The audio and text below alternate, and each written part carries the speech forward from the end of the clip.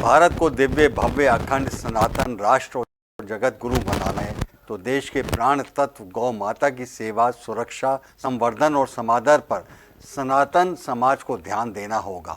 उक्त उद्गार सूर सदन में गौ महिमा महोत्सव के समापन पर ग्वाल संत गोपाल नंद ने व्यक्त किए।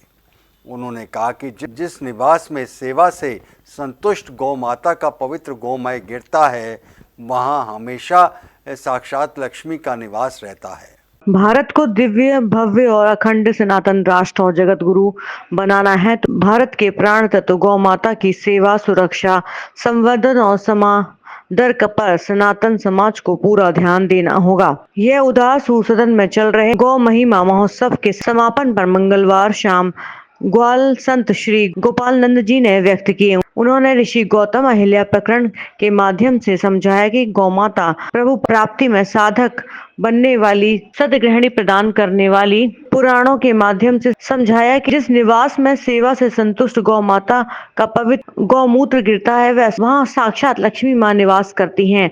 उन्होंने कहा कि अंतिम क्षण तक जो भाव पूर्वक गौ की सेवा करता है उसके लिए वैतरणी किनारे गौ माता आती है। वह जीव गौ माता की पूंछ पकड़कर बैकुंठ को चला जाता है। गौ महिमा महोत्सव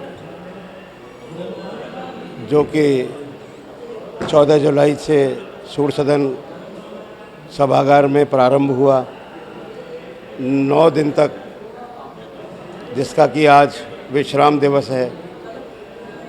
9 दिन तक ये कथा निरंतर बहती रही और इसमें अनेक कार्यक्रम हुए। भजन संध्या हुई, माताओं की कलश यात्रा, एक विहंगम हुई। साथ ही गौ माता पर प्रतिदिन प्रसंग हुए।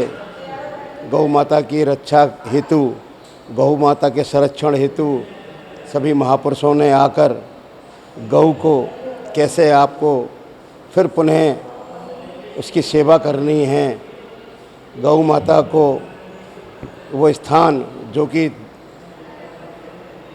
सनातन धर्म में सबसे बड़ा स्थान है, वो गौ माता को हम सबको आदर सम्मान, पूजा पाठ, सेवा भाव, ये सब महापुरुषों ने अपने अपने उद्बोधन में दूर दूर से आए गौपालक सभी ने अपने अपने विचार रखे।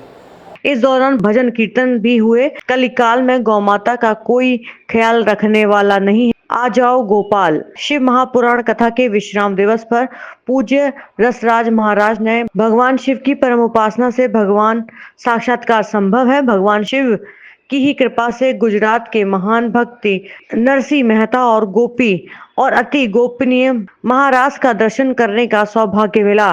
भगवान शिव को भगवान श्री कृष्ण का महारास अत्यंत प्रिय है। भगवान शिव स्वयं रास देखने के लिए गोपी का रूप धारण करके वृंदावन आए थे, इसलिए वह गोपेश्वर कहलाते हैं।